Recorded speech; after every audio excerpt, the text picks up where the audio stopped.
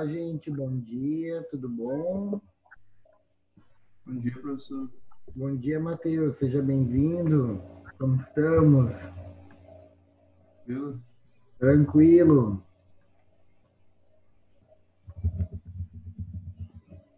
Bom dia, Susan, bom dia, Débora, tudo bem?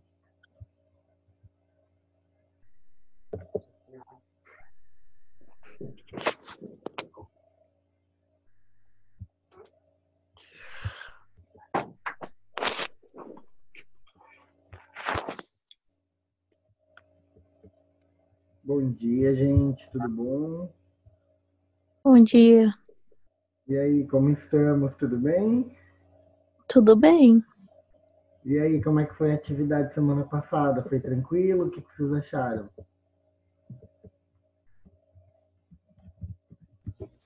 Tranquilo, professor? Vocês já viram que eu postei as notas de vocês? Já deram uma olhadinha já? Não, Eu vi. não. Postou agora? Postei ontem. Ontem foi postado no EVA, no sistema, né? Não. Dá uma olhadinha lá pra ver. Isso, confere lá todo mundo, dá uma olhadinha. Já está entrando também a nossa atividade de hoje já no sistema já. Que hoje a internet às vezes oscila um pouquinho, demora. Esperar mais uns 3 minutinhos para a gente iniciar nossa aula de hoje.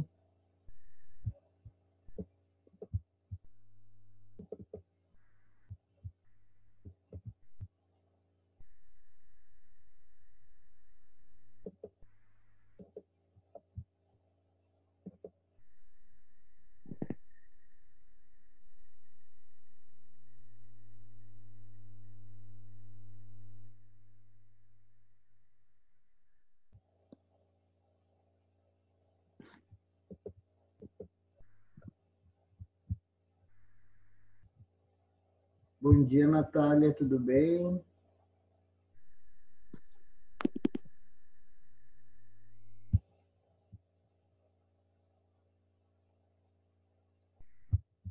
Bom dia, professor. Vou compartilhar a tela com vocês. Me confirma se vocês vão estar visualizando aí a tela.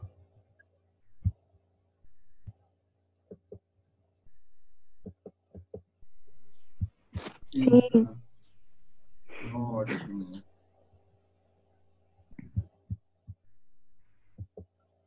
Então, antes da gente iniciar nossa aula, enquanto o pessoal vai chegando ainda, dá mais uns minutinhos aí. Na aula passada, a Ingrid e outros colegas me mandaram mensagem em box ali comentando sobre o plano, né? E eu até postei o plano no início do semestre, mas eu errei porque eu tinha que ter liberado dentro lá do sistema um ícone para poder mandar para vocês em box, né? E eu não sei, eu não sabia daquilo ali e acabou vocês não recebendo, vocês só tinham o primeiro plano, né? Que eu até consegui liberar e eu tinha deixado uma cópia lá no sistema, né? Para vocês ali no EVA, ali na Mediateca. Sim. Eu liberei já essa semana, então provavelmente vocês devem ter recebido ele por e-mail e eu deixei uma cópia já da Mediateca desse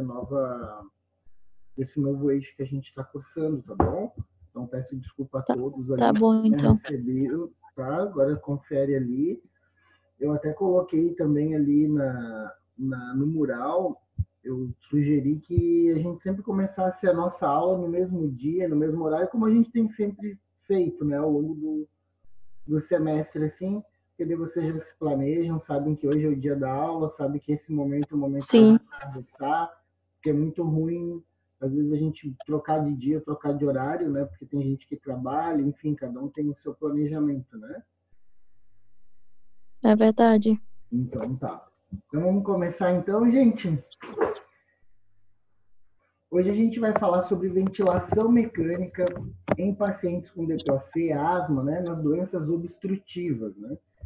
Então é uma aula bem bacana, porque esse grupo de pacientes são os pacientes que normalmente eles vão chegar na clínica, eles vão nos encontrar lá no ambulatório, eles vão até principalmente, né, ao pronto atendimento do hospital. Então, o objetivo da nossa aula de hoje é a gente entender melhor como é que é essa fisiopatologia dos pacientes obstrutivos. A gente vai entender qual é o objetivo da ventilação mecânica para esse grupo especial.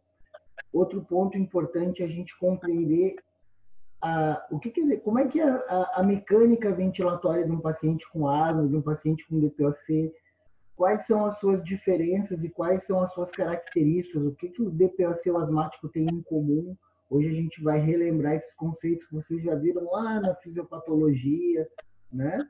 E a gente vai principalmente identificar as estratégias de tratamento, o que a equipe multidisciplinar tem como ferramentas para ajudar esse paciente com asma, esse paciente com DPOC, né? E por último, a gente vai setar o ventilador mecânico, a gente vai compreender como que a gente deve fazer uma programação adequada para esse grupo especial. Então, quando a gente fala em doença pulmonar obstrutiva, a gente tem que pensar que é um conjunto de doenças aí que acomete o aparelho respiratório, né? Então, normalmente, o que essas doenças têm de situação que elas são parecidas, né? A grande maioria das doenças pulmonares obstrutivas acontece uma retenção de ar dentro do campo pulmonar, né? E essa retenção ocorre por fatores diferentes. Às vezes pode ser uma resposta inflamatória, e isso faz com que aumente a produção de muco. Às vezes pode ter também uma resposta mecânica, então todo esse tramado que tem, né, brônquio, traqueias, brônquios, bronquíolos vão ter um colapso, vai ter diminuição da luz, né, dessa via condutora de ar, e isso faz com que o paciente tenha um aprisionamento aéreo. O que começa a mudar a partir daí? É que algumas doenças ocorre apenas o quê? O aumento da secreção e o aprisionamento aéreo. Outras vai gerando o que a gente chama de falência do órgão. Então, a parte respiratória do aparelho é os alvéolos. Então, existem doenças que acometem os alvéolos. E aí o paciente muitas vezes consegue ventilar, né? Ele faz inspiração, faz expiração, mas ele infelizmente não vai conseguir fazer uma boa troca gasosa por conta, né, da lesão alveolar, que é irreversível, né? Então, basicamente, todas as doenças pulmonares obstrutivas, elas vão ter algo similar. Primeira coisa, todas vão ter um acometimento do aparelho respiratório, então vai ter lesão pulmonar. Toda vez que o pulmão ele sofre uma lesão, ele passa por um processo de remodelação. Então, o pulmão ele vai perdendo as suas características, como a complacência, a elastância, e isso é muito ruim para o paciente poder ventilar, né? E com isso vai ter a falência alveolar, o paciente ele não vai conseguir mais respirar, né? Então aqui a gente tem um gráfico, né, que mostra que um ciclo, né, parece um pulmão saudável e aparece um pulmão doente ali, um enfisema. Gente, alguém está, acho, com o microfone aberto? Isso, porque está dando um ruído. Joia. Se alguém tiver alguma dúvida, alguém quiser perguntar algo, a gente fica à vontade, abre o microfone, pode perguntar, ou manda no chat ali, tá? Então aqui a gente tem um gráfico que mostra, né, gente, o alvéolo saudável, né, aquele alvéolo que a gente entende que tem surfactante, né, tem pneumócisto tipo 1, tem pneumócisto tipo 2, ele funciona muito bem, né, ele auxilia nesse processo aí de hematose, e aí a gente tem um ciclo ali onde o alvéolo está sendo acometido por algum agente, né? Esse agente pode ser vírus, pode ser bactéria, pode ser o cigarro, pode ser toxinas, às vezes de um mecanismo de trabalho, né? Quem trabalha com químicos e não utiliza o EPI, enfim. O que vai acontecendo aí no alvéolo, né? A resposta inflamatória que é desencadeada pelo alvéolo vai fazer com que esse alvéolo ele sofra um processo de remodelação. E isso deixa o pulmão mais rígido, deixa o pulmão duro, o pulmão perde a complacência e a elastância, como eu falei anteriormente. Então, para a gente poder só fazer um apanhado geral, se a gente for começar a buscar a epidemiologia da DPOC, ele começa a assustar, né, gente? Porque cerca aí de quase 6 milhões de pessoas são acometidas, né, por doenças respiratórias no Brasil. A doença inflamatória obstrutiva crônica, ela ocupa entre a 4ª e a 7ª posição das principais causas de morte hoje no Brasil, né? E qual é o grande problema do DPOC e do asmático? São os quadros que geram exacerbação. O paciente, quando ele chega num quadro de exacerbação, é aquele paciente que ele vai até o pronto atendimento, é o paciente que muitas vezes ele vai internar, né? E nesse processo de tratamento hospitalar, requer muitas vezes o tratamento dentro da UTI. Esses pacientes que sofrem, né, por um quadro grave da doença são pacientes que retornam de forma frequente ao hospital. Então, a gente tem aí uma reinternação alta.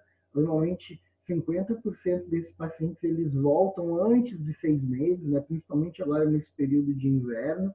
Então, esse quadro de exacerbação, ele é muito ruim, porque ele reduz a qualidade de vida do paciente, ele reduz, né, a função pulmonar, né, e o fisioterapeuta ele tem um papel muito importante nesse processo. Tá aí tranquilo? Deixa eu só colocar aqui o rostinho de vocês para poder visualizar melhor. Então, normalmente, esse paciente que ele chega no pronto atendimento, né, gente, é um paciente que ele chega cansado, ele chega muitas vezes ali com uma fome de ar, né? Ele tem uma demanda ventilatória ali muito grande. Então, é aquele paciente que está taquipneico, ele está taquicárdico, ele faz autopipe, aquele paciente que a gente chama, né, de pianço, né? Aquele paciente que diz que tem falta de ar, né? Ele quer puxar o ar e o ar não vem. Por quê? Porque a gente vai entender mais para frente que essa autopipe é o quê? Existe a nossa pipe fisiológica dentro do alvéolo, só que o paciente que é obstrutivo crônico, ele tem uma dificuldade para exalação do ar. E isso faz com que ocorra um aprisionamento aéreo. Então, o paciente ele fica repleto de ar, ele não consegue ter uma boa ventilação, né? Então, esse paciente ele não tem uma boa relação já na sua fisiopatologia. Com o passar do tempo, esse paciente ele vai perdendo força muscular. Esse paciente, grande maioria deles, né, no DPOC, no asmático grave, são pacientes que a gente entende que eles deveriam, né, passar por um tratamento contínuo farmacológico, né? Existem fases desse tratamento farmacológico.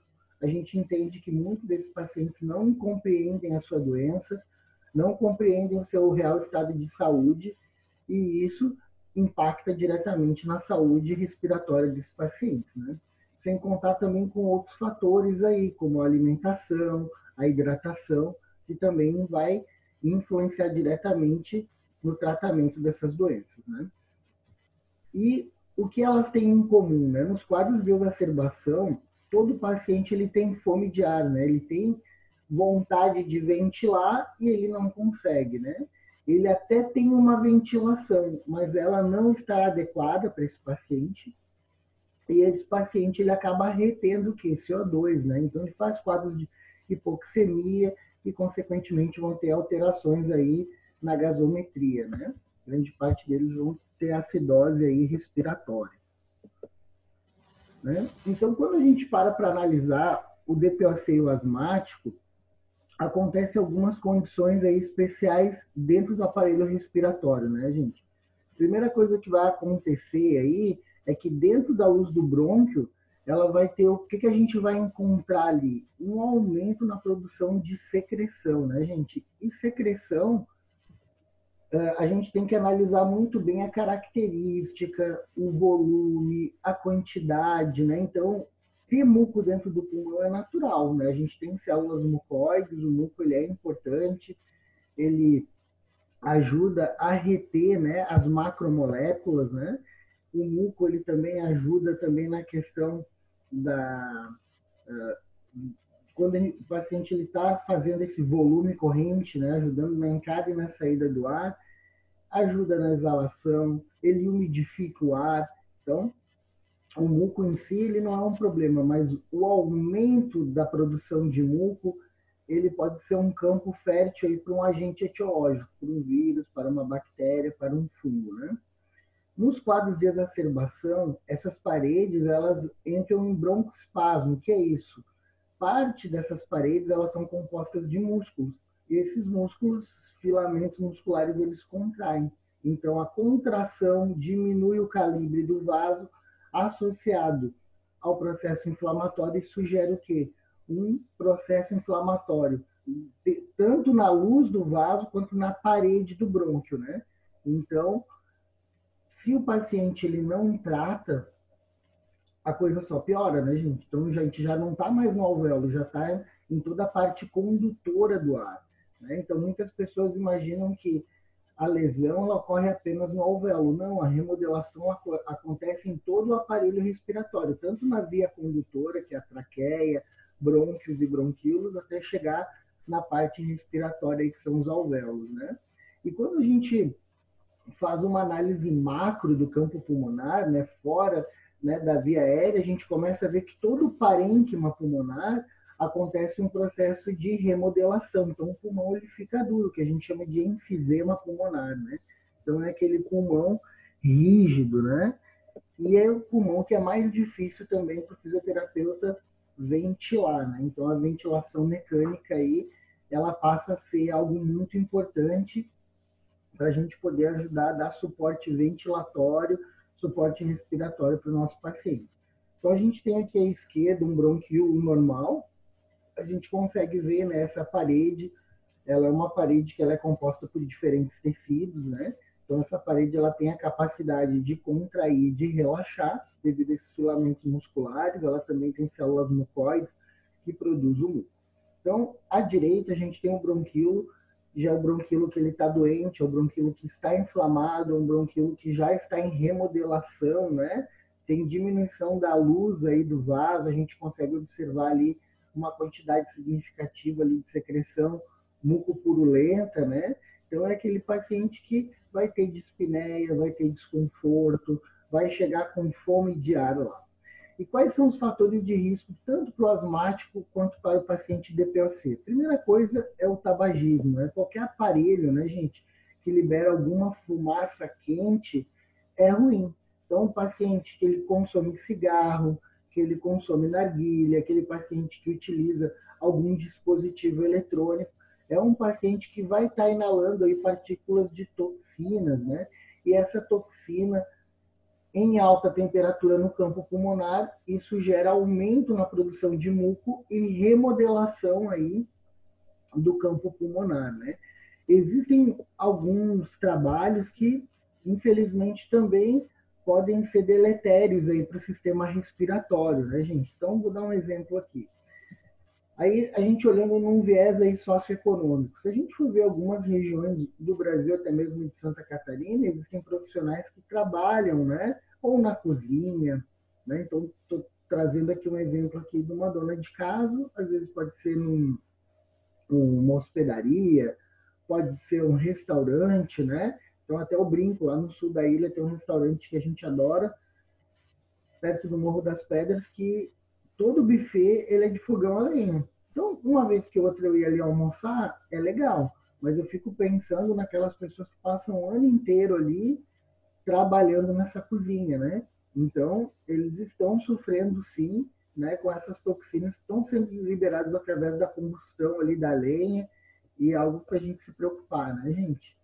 Outra coisa, né, que eu tenho notado bastante, quem está circulando de bicicleta, de carro, caminhando, a gente está passando aí por um processo bem bacana, né? Toda Florianópolis, a grande Florianópolis aí está passando por uma revitalização, né? Teve um programa aí de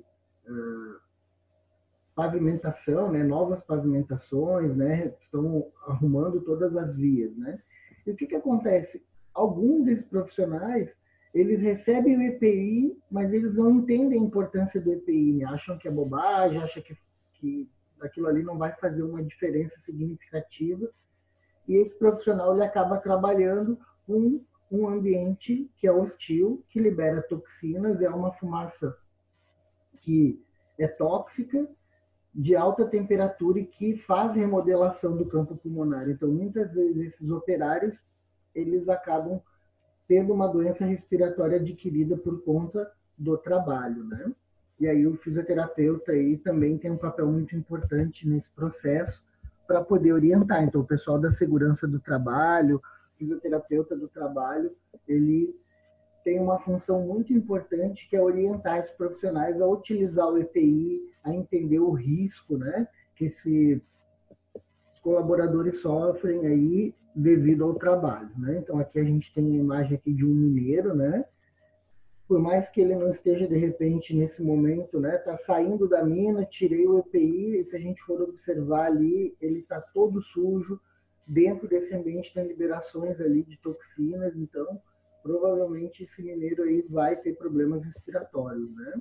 Então aqui a gente está trazendo um estudo de caso, né, para a gente só poder reverberar, né? A gente tem aqui um mineiro, 47 anos, tabagista, né, pesado, fuma um maço aí por dia há mais de 20 anos. Quando está nervoso, às vezes até fuma um pouquinho mais. Normalmente, o perfil desse paciente, ele vai apresentar tosse, geralmente essa tosse ela é produtiva, essa produção de muco, né, ela é mais observada no período da manhã ao despertar, então normalmente esses pacientes, quando eles despertam, eles têm, né, esse pigarro. São pacientes que apresentam quadros de dispneia ao longo do dia e eles vão perdendo a sua capacidade pulmonar ao longo de um tempo. Esse paciente ele faz quadros de sibilo, principalmente quando ele é acometido por alterações de temperatura, quando ele faz um esforço, né, ou no seu gesto de trabalho, ou até mesmo na sua atividade de vida diária ali, vai fazer uma caminhada mais intensa. É o perfil de paciente que já começa a sentir um cansaço, né? E quando esse paciente ele chega no ambulatório, ele chega no hospital, e a gente vai observar ali os exames radiológicos, a gente já começa a ver que tem remodelação aí do campo pulmonar, tem o aumento do diâmetro aí do tórax, né? Então, são pacientes que acabam complicando, né? A gente tem um outro quadro que é o enfisema pulmonar, né? Então, o enfisema pulmonar, o paciente enfisematoso, é aquele paciente que ele não tem mais só problema no alvéolo, ele também tem um problema em toda a via condutora de ar. Existe um processo de remodelação em todo esse parênquima pulmonar. Então, se a gente começar a observar ali as imagens radiológicas, a gente consegue perceber que está muito diferente do normal, né, gente? Está muito diferente das imagens que a gente visualizou lá do começo do semestre, né, de um raio-x, que seria ideal, né, quando a gente vê um campo pulmonar todo radiotransparente, né, o campo pulmonar ele aparece escuro, consigo ver bem, né, esse campo pulmonar de ápice à base, né, e não é o que a gente está conseguindo ver nesse momento, né. Então, no enfisema pulmonar, como eu falei anteriormente, a gente consegue ver bem nessa figura aí a remodelação do pulmão. Então, o pulmão ele perde, né, a sua complacência, que é a capacidade de se distender, e a elastância, que é a capacidade de voltar ao seu tamanho original, né? E isso é muito ruim, porque se a gente tem um paciente que tem uma dificuldade, não só agora ventilatória, mas ele também tem uma alteração no aparelho respiratório, é o paciente que ele não vai oxigenar muito bem, né? Então, esse paciente, ao longo do ano, ele sofre diferentes ações aí. Primeiro, se esse paciente ele tem um processo inflamatório, vai diminuir a luz do vaso, ele vai ter dispneia. Se esse paciente ele continua fumando, ele continua fazendo lesão do parênquima pulmonar, o pulmão dele vai ficando cada vez mais rígido, vai ficando cada vez mais duro. Então, é muito complicado. Muitas pessoas, às vezes, quando entram para a área da saúde, elas são tabagistas ou fumam de forma, né, sazonal. Ah, fui numa festa, fumei um narguilé, fui numa festa, fumei um gudazinho. Né? Ah, de vez em quando, não dá nada. Na realidade, toda vez que o nosso campo pulmonar ele é submetido a toxinas, a um gás tóxico de alta temperatura, existe remodelamento pulmonar. E o pulmão ele é um tecido muito sensível. Aonde tem processo inflamatório, aonde tem processo de remodelação pulmonar, o pulmão naqueles pontos onde foi agredido, né, ou pela fumaça do cigarro, ou por um agente etiológico, uma bactéria, um fungo, um vírus, aquela região ali vai ficar mais rígida, não vai expandir, e isso é muito ruim para o nosso paciente, né? Então, aqui a gente tem a primeira imagem para quem está chegando agora, só para a gente poder observar aqui o parênquima pulmonar, né? Então, na imagem número 1 ali mostra a falência, né, da parte respiratória, que é o alvéolo, né? Então, ali o alvéolo ele não está mais se distendendo, ele não está fazendo a sua função, que é a hematose, a troca gasosa, né? E ali a gente tem na imagem número 2 ali mostrando toda essa via condutora que está com redução da luz desse vaso, pelo aumento do broncoespasmo, pelo aumento da produção ali de secreção, né, gente? Então, é isso que vai acontecer. E o paciente enfisematoso, ele é um paciente que ele sempre vai aparecer, né, nos nossos livros aí de anatomia, de fisiopatologia, né, como o soprador rosa, né, pink puffer, né, que a gente começa a observar que às vezes é aquele paciente que está lá no pronto atendimento, que muitas vezes a gente vai encontrar ele dentro da UTI, né, aquele paciente retentor de ar, né, aquele paciente que está hiperinsuflado, ele tem uma retificação ali das hemicúpulas diafragmáticas, né? É aquele paciente também que muitas vezes pode ter um padrão completamente diferente, né? Ele pode não apresentar esse tórax hiperinsuflado, como a gente está vendo ali na imagem número 2, né? Deixa eu só passar mais uma imagem aqui para mostrar para vocês aqui. Quero mostrar essa imagem aqui para vocês, né? Ambos vão apresentar problemas ali de ventilação, né, gente? E o que tem de similar aí o asmático, o enfisematoso, o DPOC? Se a gente parar para pensar, a fisiopatologia leva toda a remodelação pulmonar e todos eles podem se transformar num paciente DPOC. A gente entende que o padrão ventilatório de uma pessoa normal, ele é ativo.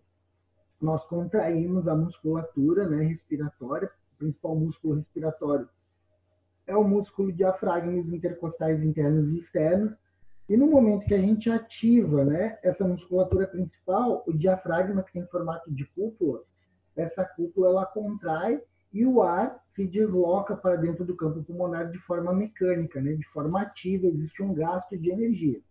E a expiração ela vai ocorrer de forma passiva. Então, o paciente é que vai relaxar e essa hemicúpula diafragmática, né, o diafragma ele volta ao seu formato original e ajuda a expulsar o ar. O paciente que tem esse padrão de obstrução, ele não consegue eliminar esse ar. E aí ele acaba retendo o ar dentro do campo pulmonar, né? Então, se a gente parar para analisar, o processo de bronquite, o processo de enfisema, eles são um pouco diferentes, apesar de ter apesar de ter um acometimento do aparelho respiratório, a gente consegue ver algumas diferenças ali. No paciente que tem um enfisema pulmonar, que a gente ouve muitas vezes na literatura como um soprador rosado, é aquele paciente que ele tem a dispneia precoce, essa falta de ar ela é progressiva e ela vai ficando grave com o passar do tempo, né, gente? É um paciente que muitas vezes ele não tem tosse, ou às vezes a tosse dele não é uma tosse produtiva, né? É um paciente que muitas vezes a gente vai fazer a ausculta, a gente percebe que existe diminuição desse murmúrio vesicular, mas a gente não consegue muitas vezes ver algum tipo de som anormal. O paciente já com a bronquite crônica ou com aquele paciente asmático que chegou agudizado, já é aquele paciente que ele tem também a dispneia, mas ele vai ter ali um outro fator que é a cianose. Normalmente o paciente, quando ele chega bem exacerbado, ele chega grave, ele tem alterações ali, principalmente das extremidades, a gente observa que os lados estão azulados, arroxeados, né? Aquele paciente que a gente fala, né, que é o paciente que ele é azulado, é o paciente Smurf, né? Que ele está ali sofrendo, porque ele tem ali uma inflamação em todo o aparelho condutor de ar. Então, traqueias, brônquios e bronquíolos, existe um fechamento ali, né? Então, quando a gente vai escutar esse paciente, já é aquele paciente que eu já não vou ter uma escuta diferente, eu já vou muitas vezes observar que esse paciente ele apresenta sibilo associado aí a um estertor crepitante, né? Então, esse ronco, esse estertor crepitante, ele está associado ao muco. E o sibilo, na parte final, a gente percebe que é aquele paciente que está em insuficiência respiratória, ele é o paciente que está com broncoespasmo, então é esse paciente que a gente tem que abrir o olho, né, gente?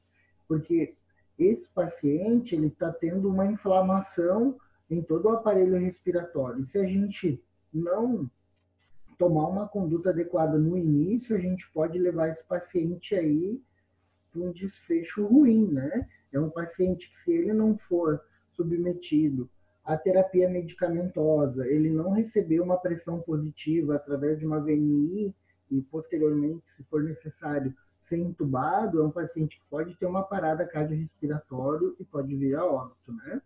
Então, deixa eu... Perdão. Então, aqui a gente tem uma visualização ali da hiperinsuflação, né? Então, quando a gente olha uma radiografia, sempre quando a gente vai analisar um exame radiológico, eu tenho que partir do normal, né? Então, se eu fosse perguntar para a Natália Mariana, que eu estou vendo aqui o nomezinho dela aqui na minha câmera, né? Eu botei no modo aqui que eu vejo um por um. Então, se a Natália está lá visualizando, começou o plantão da Natália, e ela olha o campo pulmonar, a Natália já sabe que o pulmão saudável ele tem que aparecer radiopaco ou radiotransparente. Radiotransparente, né? Radiolúcido, né? Aquele pulmão que tem que aparecer escuro, né? O que vai aparecer branco no raio-x de tórax? Porque tem líquido, né? Então, no caso, a parte central, ali no espaço mediastino, a gente tem o coração, na parte superior ali a gente tem o entroncamento aórtico, então é a parte que vai brilhar. O que eu vou olhar? Ápice e base. Eu vou analisar se eu consigo ver bem o ápice do pulmão, eu vou analisar se eu consigo ver a base do pulmão e, principalmente, se essa base me mostra os contornos, né, que é o seio costofrênico, seio cardiofrênico. Eu vou analisar bem a configuração desse coração. Eu vou observar também as estruturas ósseas, né? Eu vou tentar ali observar o espaço intercostal. Eu vou observar também, vou levar em consideração se esse raio-x foi feito no leito, né? Se aquele paciente que às vezes está lá na UTI é um paciente que, quando foi fazer o exame, provavelmente ele poderia estar entubado, poderia estar sedado, ele não nem sabe o que estão fazendo com ele, e no momento que o técnico faz o disparo do raio, esse paciente fez uma expiração, né? Aí o coração aparece maior, a gente consegue ver que existe uma redução aí do espaço intercostal. Diferente, muitas vezes, daquele paciente que chegou no pronto atendimento, a gente consegue dar um suporte inicial, o paciente ele consegue, muitas vezes, sair desse quadro de broncoespasmo, ficar mais tranquilo e vai até o setor de radiologia para fazer imagem. Aí é aquele paciente que está lúcido, está orientado, está consciente, faz uma inspiração profunda, o técnico consegue, nesse momento, acionar o raio, e aí a gente consegue ter uma configuração ali completamente diferente. A gente já vê um pulmão hiperinsuflado, a gente já vê ali o coração numa configuração melhor. Então, é só algumas dicas que eu estou dando, porque às vezes a gente chega na UTI, a gente vê um raio-x, a gente fica meio com dúvida. Então, o pulo do gato é esse, né? Normalmente, o paciente que está na UTI é aquele paciente que está fazendo uso de droga vasoativa, paciente que muitas vezes está sedado, né? Ele não vai ajudar nesse momento, né? Quando a gente fala da asma, gente, falta 1 minutinho e 20. Assim que terminar esse período, o prof vai entrar novamente. Eu vou pedir por gentileza que todos acessem novamente para a gente dar continuidade aí na nossa aula, tá bom? Falta 1 minutinho. Para quem chegou agora, seja bem-vindo. E a gente está indo para a segunda parte aí da nossa aula, tá bom? Então, vamos só iniciar aqui na asma, né? A asma também é uma doença inflamatória das vias aéreas inferiores, né? E ela tem como principal característica o estreitamento das paredes aí dos brônquios e dos bronquíolos pulmonares. O que é o gatilho da asma, né? A asma ela tem diferentes etiologias. Então, por exemplo, a gente está chegando no momento agora do ano que a gente tem alterações climáticas de forma brusca, né? Durante o dia a gente tem uma temperatura aí 28, 29 graus e à noite a gente tem regiões aí da serra que estão fazendo 6 graus negativos, 3 graus negativos, né? Pessoas que muitas vezes têm sensibilidade à fumaça do cigarro, ou pior, o asmático, que é tabagista, né, gente, que é muito comum também, pacientes que têm, né,